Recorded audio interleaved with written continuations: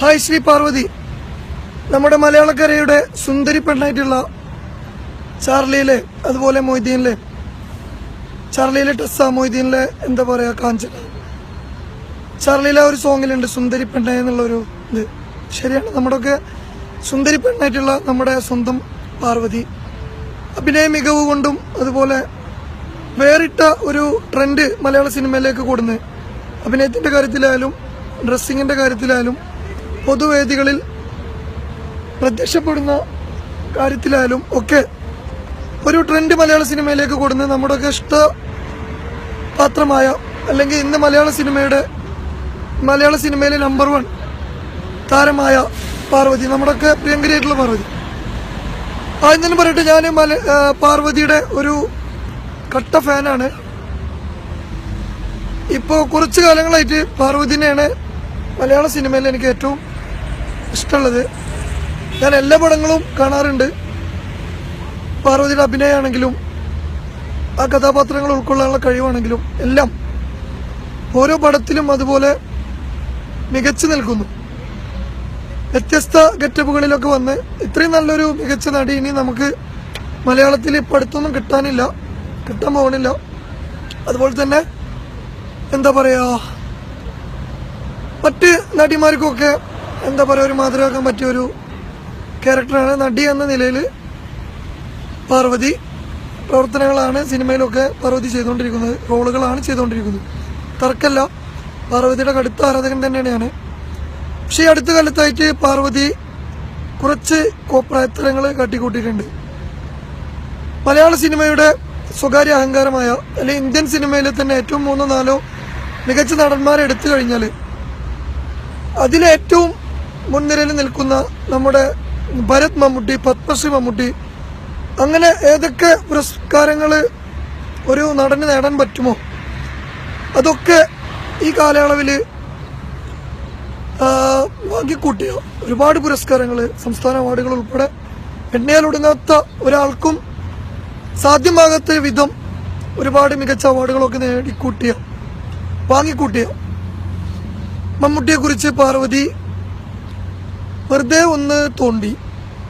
അത് ആവശ്യമുണ്ടായിരുന്നില്ല എന്ന് മാത്രമല്ല, മമ്മൂട്ടിയുടെ ഒക്കെ പേര് വെച്ച് പാർവതിനെ പോലുള്ള ഒരാളെ ജനങ്ങൾ ചർച്ച ചെയ്യുന്നു, ചാനലുകൾ ചർച്ച ചെയ്യുന്നു, പൊതുസമൂഹം സംസാരിക്കുന്നു, അതിൻ്റെ വിഷയങ്ങളെക്കുറിച്ച് സംസാരിക്കുന്നു.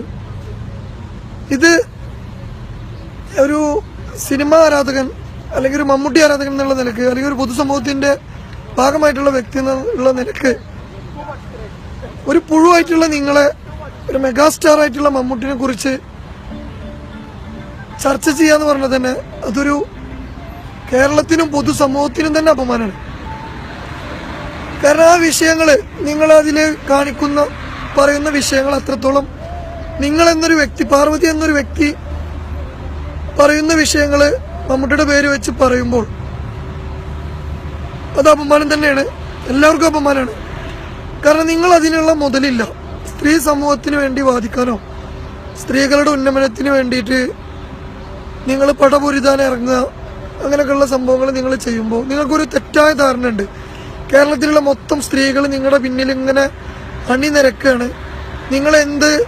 നിങ്ങൾ അവരുടെ എന്താ പറയുക നേതാവാണ്, നിങ്ങളെ പിന്നിൽ അവരൊക്കെ ഉണ്ട്. അതൊക്കെ വെറും തെറ്റായ ധാരണയാണ് പൊന്നു സഹോദരി, പൊന്നുമുത്ത്. കാരണം എന്താ വെച്ചാൽ 99-98% ആൾക്കാരും നിങ്ങളെ ഫോളോ ചെയ്യാൻ താല്പര്യമില്ലാത്ത വ്യക്തികളാണ്. നിങ്ങളിടുന്ന ഡ്രസ്സുകളും നിങ്ങളെ ലുക്കും ഒക്കെ പലരും ഫോളോ ചെയ്തേക്കാം. അതിനപ്പുറം നിങ്ങളൊന്നുമില്ല, നിങ്ങൾ വെറും 0 ആണ്, വട്ടപ്പൂജയാണ്. ഒരു കള്ളുഷാപ്പ് നടത്തുന്ന ഒരാൾ, അല്ലെങ്കിൽ ഒരു മദ്യ മുതലാളി, കള്ള് കച്ചവടക്കാരൻ മദ്യത്തിനെതിരെ രംഗത്തിറങ്ങുന്നത്, അത് ചെയ്യുന്നതോടൊപ്പം മദ്യത്തിനെതിരെ രംഗത്തിറങ്ങുന്നത് പോലെയുള്ള പ്രവൃത്തികളാണ് നിങ്ങൾ ചെയ്യുന്നത്. നിങ്ങൾ തന്നെ പല തവണ നിങ്ങളുടെ എന്താണ് നിങ്ങൾ എന്നുള്ളത് തെളിയിച്ചിട്ടുണ്ട്. ഒരു സിനിമാ താരത്തിനപ്പുറം എന്താണ് നിങ്ങൾ എന്നുള്ളത് നിങ്ങൾ തെളിയിച്ചിട്ടുണ്ട്.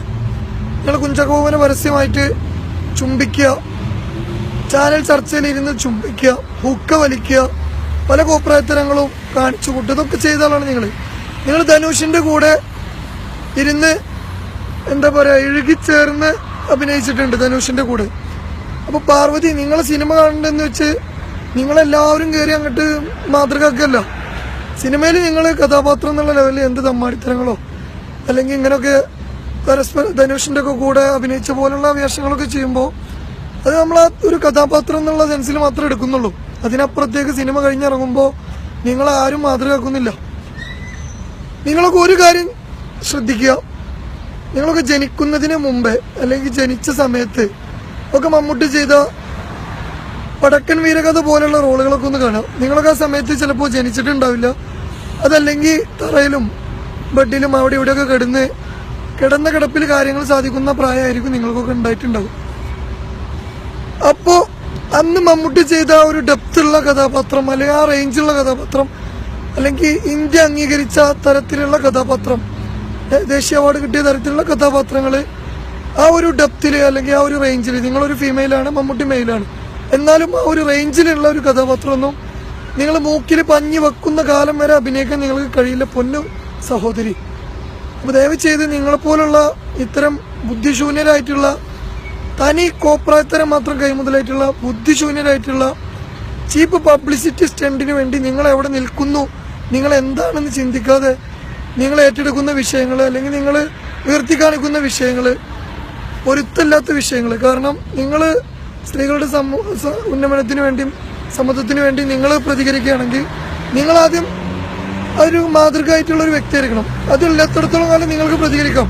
നിങ്ങൾ പ്രതിനിധാനം ചെയ്യുന്ന ഒരു സമൂഹത്തിന് വേണ്ടി നിങ്ങൾക്ക് പ്രതികരിക്കാം. അതായത് കള്ളും കഞ്ചാവും അടിച്ചു നടക്കുന്ന കുറെ അത്തരത്തിലുള്ള സമത്വം വേണമെന്ന് പറയുന്ന, ഇപ്പോൾ ബീവറേജിലും ബാറിലും ഒക്കെ ആണുങ്ങൾ പോയിരുന്ന് കള്ളും കുടിച്ച് അടിയുണ്ടാക്കുന്ന തരത്തിലുള്ള സമത്വം വേണമെന്ന് പറയുന്ന ഒരു വിഭാഗമുണ്ട്. ആ ഒരു വിഭാഗത്തിന്റെ ആളായിട്ട് നിങ്ങൾക്ക് വാദിക്കാം, നിങ്ങൾക്ക് ഇറങ്ങാം. കട്ട സപ്പോർട്ട് അതിനുണ്ട്.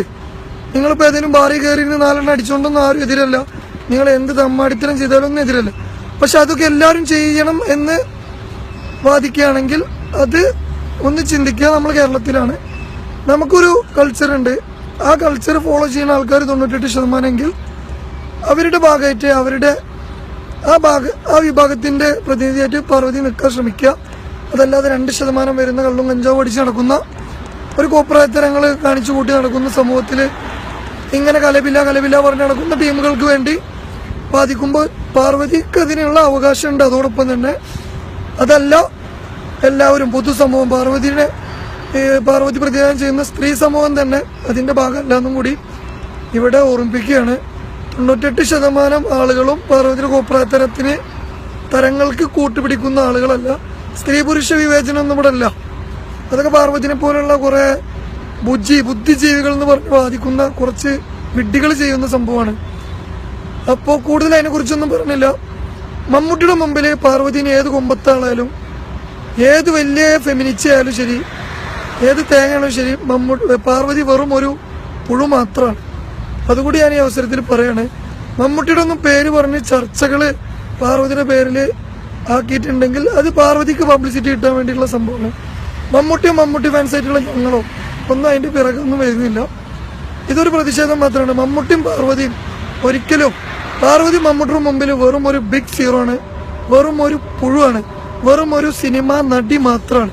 മമ്മൂട്ടി ഒരു സിനിമാ നടനപ്പുറം ഒരു നല്ല മനുഷ്യ ജീവിയാണ്, ഒരു പൊതുസമൂഹത്തിന്റെ ഭാഗമാണ്. പൊതുസമൂഹത്തിന് വേണ്ടി ഒരുപാട് നല്ല കാര്യങ്ങൾ, ഒരുപാട് ജീവകാരുണ്യ പ്രവർത്തനങ്ങൾ കേരള ഗവൺമെന്റിന്റെ അടക്കം അല്ലെങ്കിൽ കേരളത്തിന്റെ മൊത്തം അഭിമാനമായിട്ടുള്ള ഒരുപാട് പ്രവർത്തനങ്ങൾക്ക് ചുക്കാൻ പിടിക്കുന്ന വ്യക്തിയാണ്. മമ്മൂട്ടിനെ കുറിച്ച് പഠിക്കാൻ ശ്രമിക്കൂ.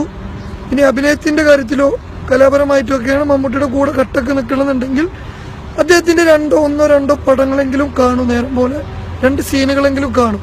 എന്നിട്ട് വിലയിരുത്തും നിങ്ങൾ മമ്മൂട്ടിനെ കുറിച്ച് പറയാനായോ ഇല്ലേ എന്നുള്ളത്. എന്തായാലും ഒരുപാട് നീണ്ടുപോയി, ഞാനിത് ചുരുക്കുകയാണ്. നന്ദി പാർവതി. നിങ്ങൾക്ക് ഒരുപാട് നല്ല പുരസ്കാരങ്ങളും എന്താ പറയാ അവാർഡുകളും നല്ല റോളുകളും ഒക്കെ ചെയ്യാൻ കഴിയട്ടെ എന്ന് ആശംസിക്കുകയാണ്. അതോടൊപ്പം തന്നെ മേലാൽ ഈ വഴി വരരുത്. ഈ വഴി വന്നാൽ നിങ്ങൾ അവിടെ ഇട്ട പോലെ ഓട് മോളെ കണ്ടം വഴി എന്ന് പറയേണ്ടി വരും.